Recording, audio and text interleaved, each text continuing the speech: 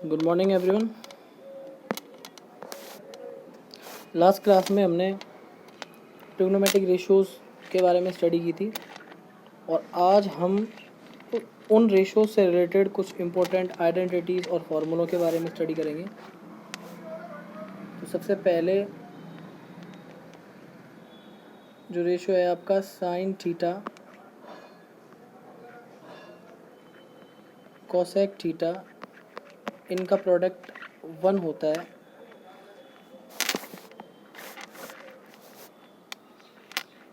तो यहाँ आपको ये आइडेंटिटी हमेशा याद रखनी है, ये डॉट प्रोडक्ट है। तो जो आपका साइन थीटा है कोसेक थीटा है, उन दोनों का प्रोडक्ट हमेशा ऑलवेज़ 1 होता है। और यहाँ से आप चाहो तो ट्रांसफॉर्मिंग के थ्रू आसानी से अदर जो आपके रेशियोज़ और रिलेशन है वो निकाल सकते हो। तो हमने साइन थीटा का वैल्यू निकाल लिया यहाँ से 1 कोसेक थीटा। इसी तरह से आप कोसेक थीटा का भी वैल्यू निकाल सकते हो, ये हो जाएगा आपका 1 साइन थीटा। अगर प्रॉपर वे में आप अगर इस आइडेंटिटी को लर्न रख लेते हो तो आप आसानी से जो साइन और कोसेक के रेसिप्रोकल रिलेशन है उनको आसानी से निकाल सकते हो।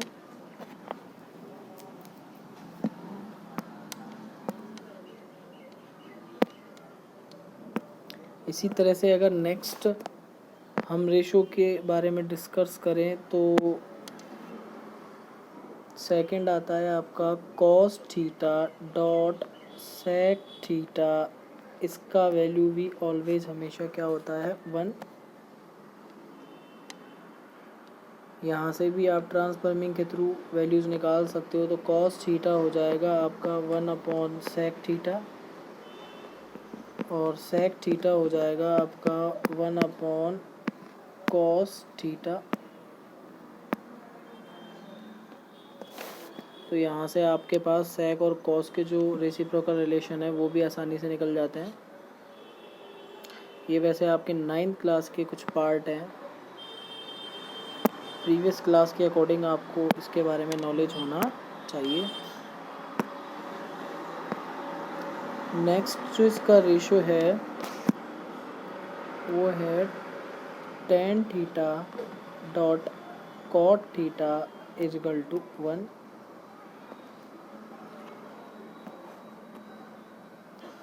तो यहाँ से जो आपका टेन थीटा है वो होगा 1 कॉट थीटा और कॉट थीटा का अगर रिलेशन निकालना है तो ये हो जाएगा 1 टेन थीटा। तो प्रॉपर वे में जिनको मैंने ब्लॉक या ब्रैकेट के अंदर नोटिफाई किया है वो ऑल 3 आइडेंटिटीज़ अगर आप लर्न रख लो तो बचे हुए ये जो इसके पोर्शन है वो आसानी से ट्रांसफॉर्मिंग के थ्रू रिलेशन आप निकाल सकते हो।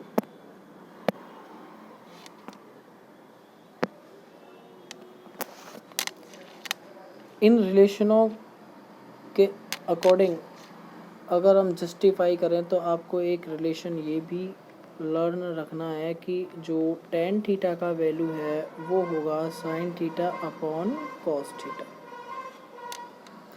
और हमें ये नॉलेज में है कि जो टेन थीटा है वो कॉट थीटा का रेसिप्रोकल है। तो इस अकॉर्डिंग ये कॉट थीटा बनेगा आपका cos theta upon sine theta. तो कुछ ये फॉर्मूले हैं जिनको अगर आप लर्न रखते हो तो आप आसानी से ट्रिग्नोमेट्री के रिगार्डिंग आप क्वेश्चंस कर सकते हो। इन फॉर्मूलों के अलावा जैसे हम और इस टॉपिक से रिलेटेड अगर बातें करें तो मैंने कल आपको एक ट्रिकी मेथड दिया था जिसमें मैंने बोला था कि आप रेशोज़ में कौन से साइड इंक्लूड होंगे उसको आसानी से बता सकते हो अगर आपको ये ट्रिक याद है तो। पाकिस्तान भूखा प्यासा, हिंदुस्तान हरा भरा। इस ट्रिकी मेथड में भी मैंने आपको पोर्शंस करके बताए थे कि जो ये P/H वाला ब्लॉक है ये आपके साइन के लिए होता है, ऐसे ही B/H वाला कॉस के लिए, P/B वाला आपका टेन का, और अगर इसको रिवर्स स्टार्ट कर दूँ तो B/P वाला आपका कॉट का ब्लॉक है और h अपॉन b ये आपका sec है और h अपॉन p ये आपका cosec है। तो जहाँ आपने रेसिप्रोकल रिलेशन देखा था वो यहाँ भी जस्टिफाई हो रहा है। tan का रेसिप्रोकल cot है, cot का रेसिप्रोकल tan है, cos का रेसिप्रोकल sec है और sec का रेसिप्रोकल cos है। ऐसे ही sin का cosec है और cosec का sin है। तो ये आप थोड़ा जो प्रीवियस क्लास में इसके बारे में डिस्क्रिप्शन थी, अगर आप प्रीवियस क्लास के अकॉर्डिंग स्टडी मटेरियल को यूज़ करके स्टडी करते हो तो आप आसानी से यहाँ पे आंसर जस्टिफाई कर सकते हो।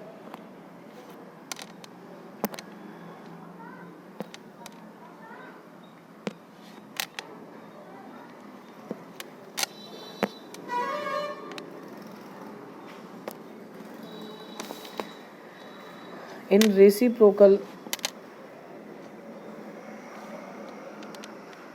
रिलेशन के अलावा यहाँ हम डिस्कस करेंगे कुछ स्पेसिफिक थीटा या डिग्री के अकॉर्डिंग। उन थीटा या डिग्री के अगर हम डिस्कस करें तो हमारे जो 10th के अकॉर्डिंग यूजेबल डिग्री है, आप 0 डिग्री का वैल्यू देखोगे, 30 डिग्री का वैल्यू देखोगे, 45 का, 60 का और 90 का।